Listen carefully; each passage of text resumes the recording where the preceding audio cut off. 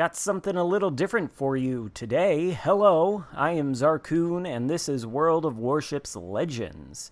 In this video, we're going to take a look at the USS Tennessee, Tier 5 American battleship in the new line of American battleships that's currently in early access at the time of this recording. The game is played for us by TommyBoy's 601. Who is also a community contributor for World of Warships Legends. He's got a YouTube channel of his own and a Twitch channel. I think he streams on Twitch, as far as I know, every Friday, kind of like me, except later in the evening, 7 p.m. Eastern Time to 9 p.m. Eastern Time. And on YouTube, he does a lot of videos featuring, gameplay and commentary over that, but also a lot of news updates for World of Warships Legends. So if you're looking for somebody who's going to be keeping you updated on all the latest happenings in the game, TommyBoy601 is definitely your guy for that. You can check out his channel after this video is over, and on it you will find a video of a game played by me in the Suzuya. And that game is pretty good. It goes all the way down to the wire. Now, I wouldn't say this particular game goes all the way down to the wire, but it's also pretty spectacular, and we'll see that coming up. It also gives us a good opportunity to talk about the Tennessee. And of course, this isn't going to be a review on this ship. I don't know whether I will do a review, but some people were asking me to feature it when I did my North Carolina review, and it just so happened that Tommy Boy here, he wanted to do a swap, and he just happened to give me this game, which is great because now I can talk about this ship. And the first thing you might notice about this ship is that it is profoundly slow. I don't think we're going to see Tommy Boy here going over 19 knots at any point in this game. I assume he's using William Sims as the commander on this ship, and as such, he's probably using the gyrating drill bits commander skill, which has the side effect of reducing the speed. And the speed on the Tennessee, not great. I think it's got a top speed of like 20 knots, which means with this commander and this skill, you effectively have a speed of like 15 knots. However, it does have some redeeming features, namely the 12 guns. Take a look at this Citadel on the Dallas. Lucky for that guy, it wasn't a deletion. Such a nice Citadel that it seems Tommy Boy took a screenshot of it. Anyway, the guns are fantastic on the Tennessee. It's got 12 of them. They're 356mm guns. They do have a very, very long reload time. I think it's like 33, 34 seconds. But there's a lot of them, and I don't know how accurate they are per se, but they're accurate enough. Or maybe they aren't very accurate, but you just have such a large volume of fire that they seem pretty accurate. What's this T-61 out here doing? Slowing down in the smoke screen? We see Tommy Boy's chambered the HE, but the T-61 is going to disappear inside of the smoke, so he's not going to be able to shoot at him too bad, because that is the only enemy destroyer on the team, and he's out right in the center of the map. Don't know if he's going for Bravo or what his plan is. Tommy Boy discharges the HE blindly into the smoke, evidently hoping to score a hit, but unfortunately he does not. Nevertheless, he is approaching the Charlie Cap. We've got a friendly destroyer inside of it, and a friendly battleship about a grid square behind him. So hopefully together these guys can take the cap. Looks like the bulk of the enemy's forces are concentrated on the other side of the map, near what I think is that the Alpha Cap? The Alpha Cap is also turning blue. We've got some friendly ships inside of it, and that T-61 last spotted in the center of the map. Probably something we want to keep in mind as we enter this cap, just in time to get that nice assisted capture ribbon. Another thing about the Tennessee, as Tommy Boy slowly but surely moves it into position, is that like the other American standard type battleships, it doesn't have the most robust armor scheme ever seen in this game. It's got the American all-or-nothing armor scheme, which essentially means it has no armor anywhere except on the armor belt protecting the Citadel. Pretty much everywhere on this ship is coated in 25mm armor plating, which means it's going to be overmatched by 15 and 16-inch guns. And there are at least two 16-inch gun, or 15-inch gun rather, battleships in this game, and Tommy Boy is gonna tangle with one of them coming up soon. It's a Warspite, spoiler alert. Anyway, you can angle the belt armor of the Tennessee against those large caliber battleship guns, and you can keep the Citadel protected. But this thing and the American standard type battleships generally do take a lot of penetrating hits elsewhere on the armor scheme. Upper belt armor, of course, the massive superstructure, and all that. So it's pretty slow, goes at a tortoise's pace, but it's got excellent hard-hitting guns, and the armor is not exactly robust. Does take a lot of penetrations from AP, also quite vulnerable to high explosive, particularly high explosive coming from cruisers with 152mm guns who are running the equilibrium of power skill, or worse, cruisers with 203mm guns who don't even need the equilibrium of power skill to penetrate the armor in most places on this ship. But finally, as the Tennessee rounds the corner here, we see some ships coming into view.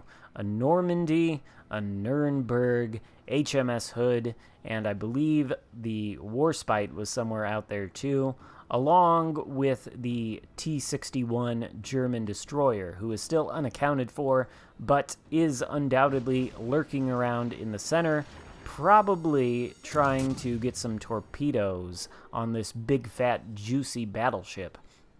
Also, things aren't going especially well for the blue team here. They're down on points by more than 100, and while they've sunk 2 of the enemy's ships, the enemy has sunk 4 of theirs. So it's going to be a little bit of an uphill climb from here on out, and it always is an uphill climb for the Tennessee, at least in terms of moving around the map. But nice shot here on the Nuremberg, who is mostly broadside, quite far away. You can see that this accuracy is just fine, and you can see that the guns, they're just fine too. There's a Dev Strike, and Tommy Boy's first kill of the game, up to 64,000 damage now as the Warspite rounds the corner. The guns, 8 seconds away from being reloaded. Can they be discharged into the broadside hull of this British battleship? No, he is angled, but Tommy Boy takes the shot just as his teammates lose sight of that Warspite. We'll see what the results are here. Not spectacular. 3 over-penetrations and 2 ricochets. But where is that T-61? That's the question in my mind. And I think that might be the question in Tommy Boy's mind as well, because we see him switch to the high explosive here. Although, to be fair, that could just be because the Warspite is pointing his bow this way, and the American armor-piercing shells from 356mm guns are just not big enough to overmatch the Warspite's bow. You're only going to be getting penetration damage on the superstructure. But it is, in fact, a good thing to have the HE loaded here, because there is that T-61, and I have no idea what he is doing. He's spotted, he is rushing forward, and how many times have I told you not to suicide torp battleships? There's no reason for this T-61 to do this at all. His team is ahead on both kills and points by a significant margin. The Bravo cap, which is the cap the blue team spawned with, is totally open to him. I don't think there's anybody there to stop him from going in and flipping that cap, but instead he tries to torpedo Tommy Boy's Tennessee here and fails. He dies from the high explosive salvo. Actually, maybe he will succeed. I kind of hope he misses all of these torpedoes, because if you're going to do that in a destroyer, well, frankly, you deserve to miss all of your torpedoes, but he hits one. does cause flooding. Tommy Boy is forced to use the damage control, and now he's on low health, so he's going to have to start being careful here, especially since the Warspite is one of those ships with 15-inch guns that can absolutely overmatch his armor. Now the Warspite is going around the corner, which is going to offer Tommy Boy a temporary reprieve and also potentially allow him to fight this Normandy at relatively long range one-on-one. So that's good. Also, it allows him enough time to get some more hit points back from his repair party. Still got one left just in case. And that Normandy is giving up the goods out there 13 kilometers away. Maybe not. Perhaps he's noticed that he's got a battleship on his broadside, so he's turning out a little bit to angle. And as such, the results from that volley from the front two turrets, not spectacular. But the Warspite's coming around again. Looks like Tommy Boy probably has a hit points advantage there, or at least he did, but you see there the Warspite shells going right through the Tennessee's bow. There is no bow tanking 15-inch guns in this battleship. You're going to have to angle your side armor and hope that the 15-inch shells hit that and ricochet off instead. But keeping an eye on the map, Tommy Boy saw that the Normandy was turning broadside again. He's able to take him out there with a Citadel, and that's his third kill, up to 89,000 damage now. And now, unfortunately for Tommy Boy, he's just in a kind of a bad situation here. Like I said, there is no bow tanking the Warspite. He'll just overmatch the bow armor. So the only recourse is angling. Even so, Tommy Boy doesn't have a lot of hit points left at all, and this Warspite would be able to probably finish him off quite easily, or at least quite quickly if he actually tried to do it. But for whatever reason, he's decided to not even point his guns this way.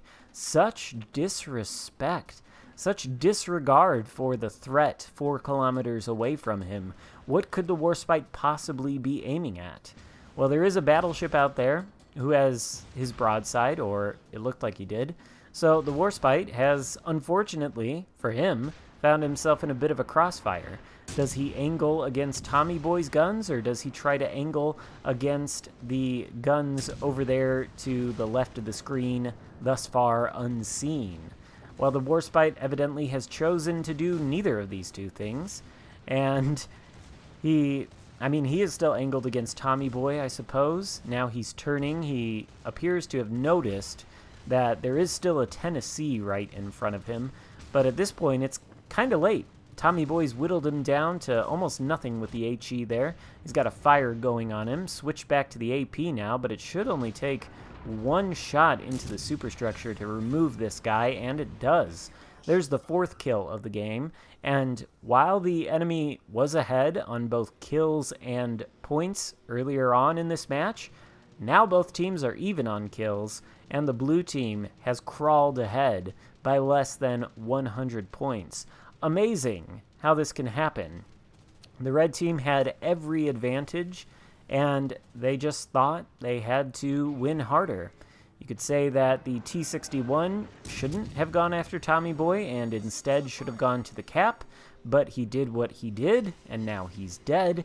Perhaps the Warspite should have paid a little bit more attention to the map and not found himself in a crossfire, but he did, and now he's dead. And now the Aoba is dead. So there's 5 kills. Kraken Unleashed, Confederate Metal, High Caliber, and as long as Tommy Boy and his teammates can survive for the next less than 2 minutes here, looks like this game is suddenly going to turn into a win, which is honestly pretty spectacular.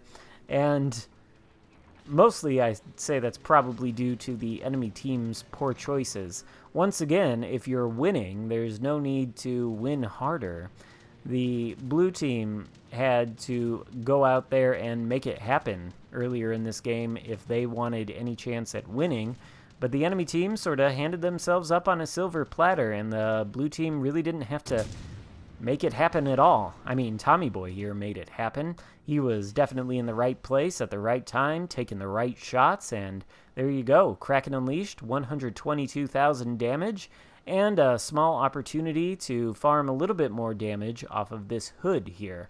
Although, once again, the hood is a battleship with 15-inch guns, and he can overmatch Tommy's stern here as he sails away, but only if he actually hits. There he misses, and he's only got time for about one more salvo. Even if he manages to land the salvo and sink Tommy Boy, I still think this is probably a victory for the blue team.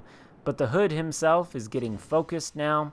The Hood's armor isn't exactly stellar, so it doesn't stand up well to this kind of focus fire.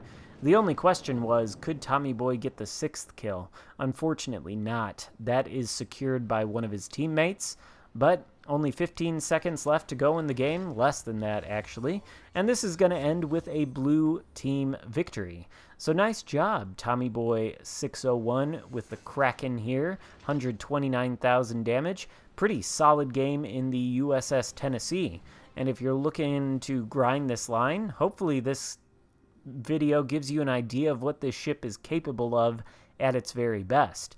Now, unfortunately, Tommy Boy, for whatever reason, didn't save the footage of the results screen, so we don't get to see it, but I think we can assume that he was probably #1 on the leaderboard with a nice, healthy amount of base XP. So I hope you enjoyed the video. Be sure to go over to Tommy Boy's channel to check out his video of my game.